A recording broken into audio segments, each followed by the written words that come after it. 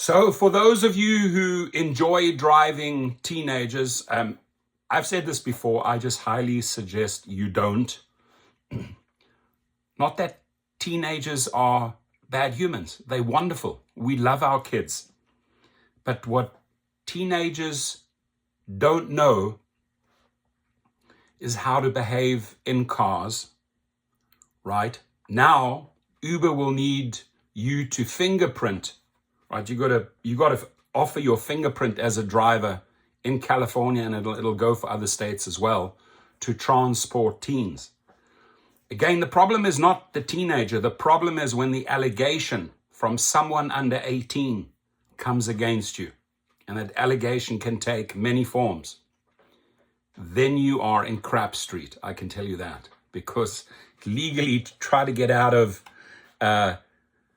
maybe a fabricated story where a couple of teenagers say, listen, let's just get a freebie on this ride, and we just say that the driver did this, this, and that.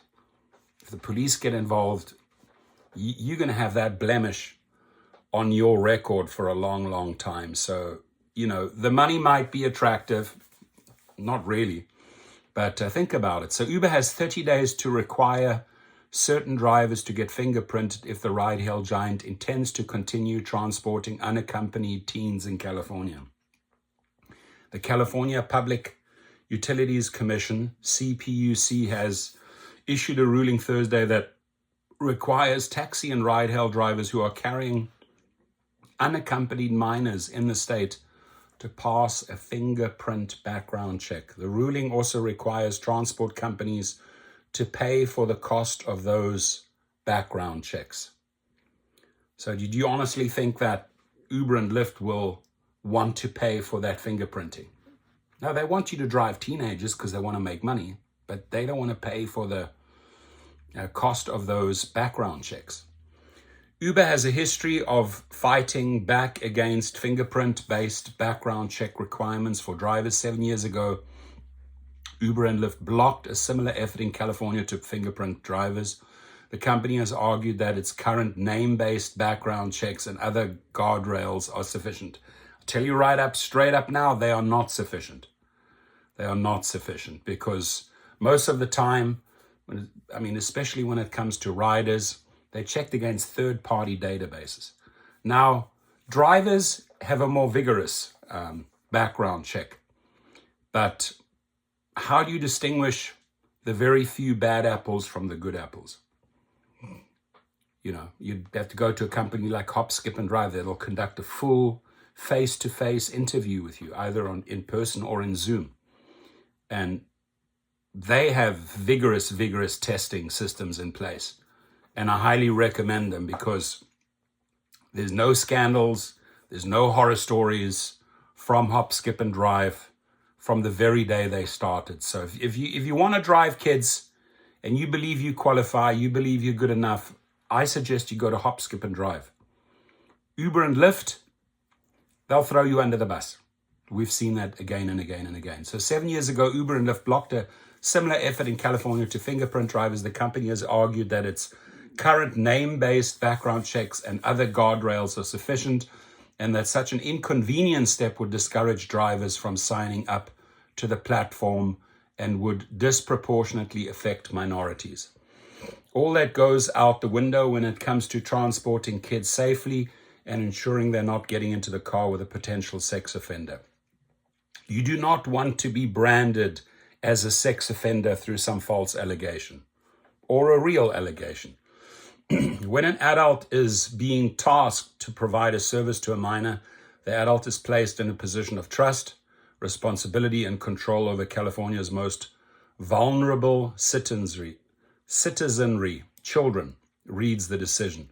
Not conducting a fingerprint-based background check to identify adults with disqualifying arrests or criminal records would place the accompanied minor in a potentially dangerous, if not life-threatening situation. I agree. I do agree with that. Uber launched Uber for Teens, its service that allows teens aged 13 to 7, which I think is absolutely pathetic, idiotic, to hail an Uber without a parent or guardian in February 2024.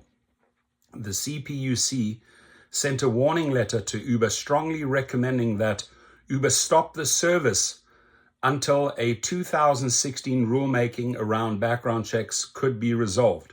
In March, Uber asked for clarity on the rule, specifically the part that stated any business involved primarily in transporting minors would need to enforce strict background checks.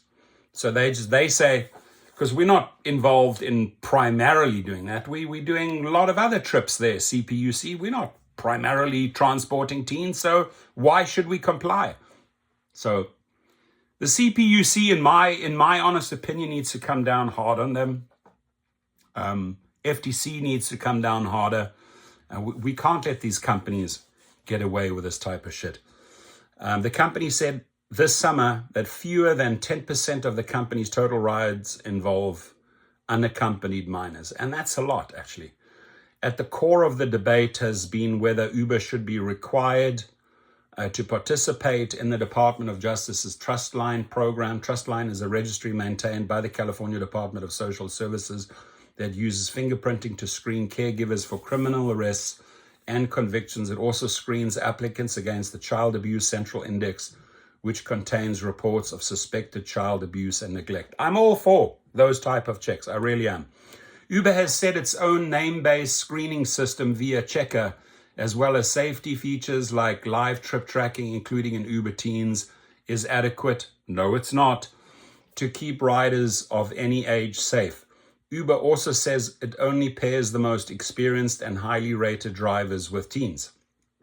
Uber has also been accused of not taking enough steps to protect riders from dangerous situations. How about Uber should be accused of not taking enough steps to protect drivers from dangerous situations? Why is it always a one-way street?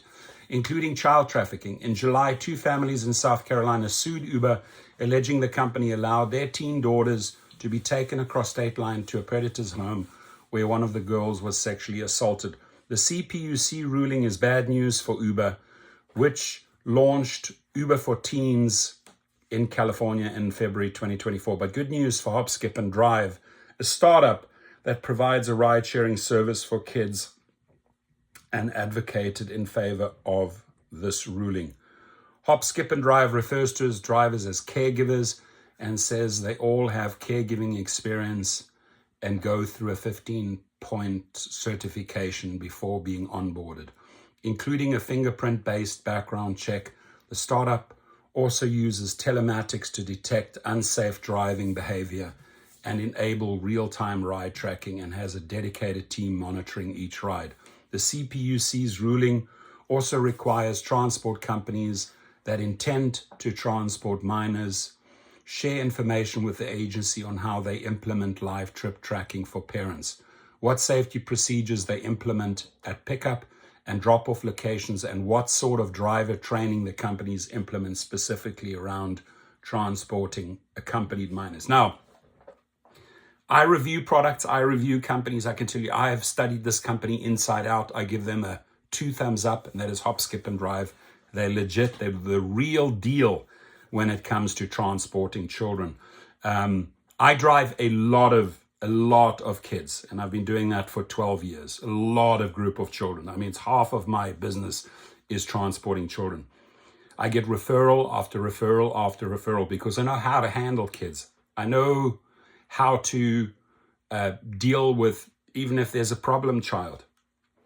I know how to communicate with those parents and keep them in the loop.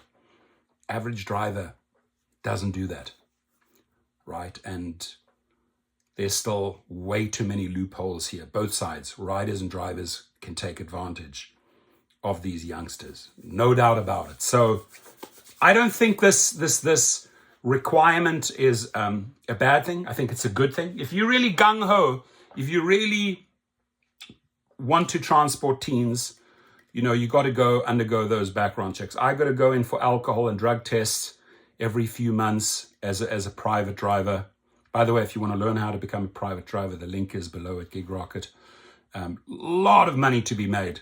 Driving children with a permit, being fingerprinted, undergoing drug checks, alcohol tests, making sure that the parents know, hey, this is a safe driver. So the ruling also says that each company is responsible for paying for the checks. Uber has also argued against the stipulation, saying that forcing the company, which has a market cap of around 150 billion as of December, to pay for fingerprinting would result in a price hike for the Uber Teen service. Uber, like many large companies, has a history of offloading costs associated with rulings and legislation onto the customer. Look I'm going to make a video in Minnesota. Look how they unload those costs onto the rider. Now they say, oh yeah, you want to jack it up? We're going to make it more expensive for the teenager.